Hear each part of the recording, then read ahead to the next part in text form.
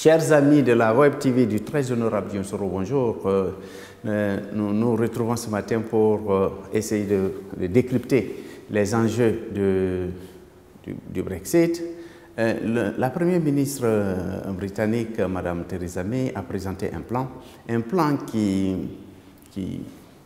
tente de concilier deux enjeux, pour ainsi dire, inconciliables, tels que sur l'Irlande.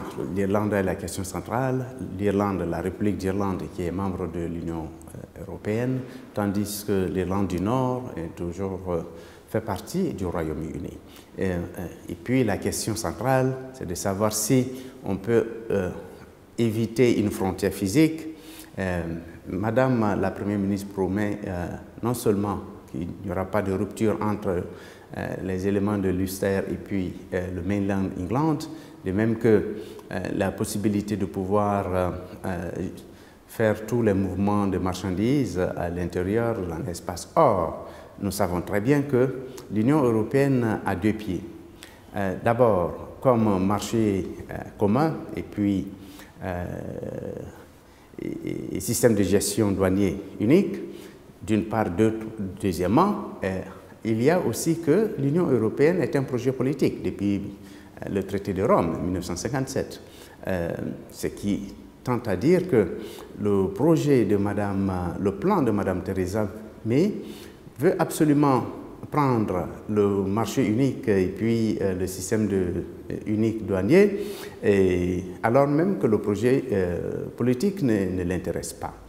Parce que vous savez très bien qu'en Europe, ce que l'on appelle le traité de Westphalie depuis 1648, et ensuite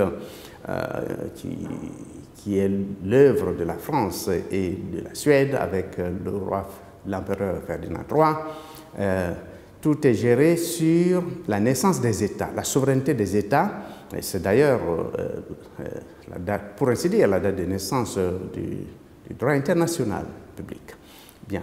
Alors, dès lors que vous ne prenez pas le projet politique, et même ce traité de Westphalie qui a géré donc la guerre de 30 ans et la guerre de 120 ans, tout cela montre très bien, et puis qui a évolué pour être transformé dans le système des Nations Unies au sortir de la Seconde Guerre mondiale en 1945, donc avec la naissance du multilatéralisme qui est aujourd'hui contesté fortement.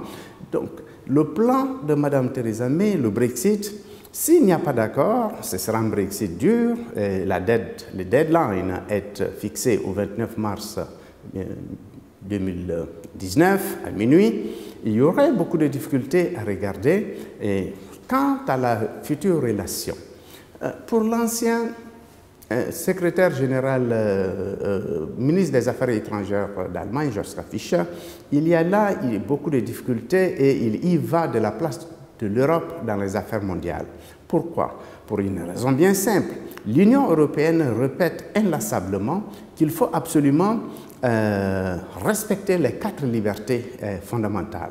La liberté d'aller et venir pour les citoyens européens, la liberté des marchandises, circulation des marchandises, ensuite la liberté des travailleurs européens.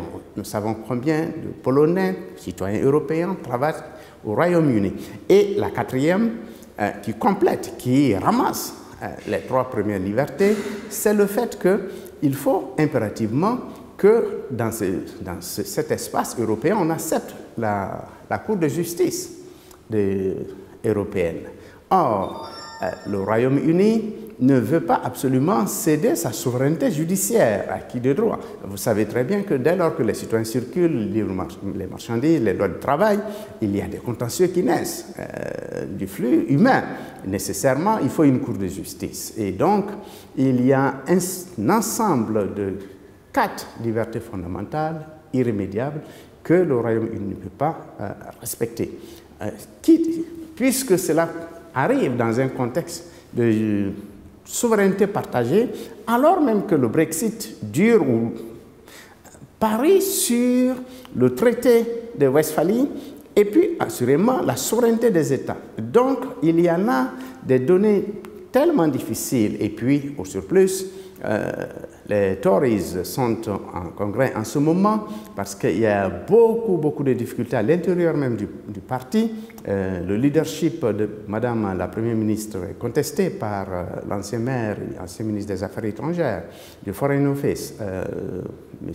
Boris Johnson, qui veut absolument amener au sabordage de ce gouvernement, tandis que les travaillistes sont en embuscade pour des élections générales. Et puis, pourquoi pas, Corbyn peut très bien accompagner les siens s'il y a un vote majoritaire pour un deuxième référendum, pour que le peuple se prononce de nouveau. Que d'impasse en Europe. Je vous remercie.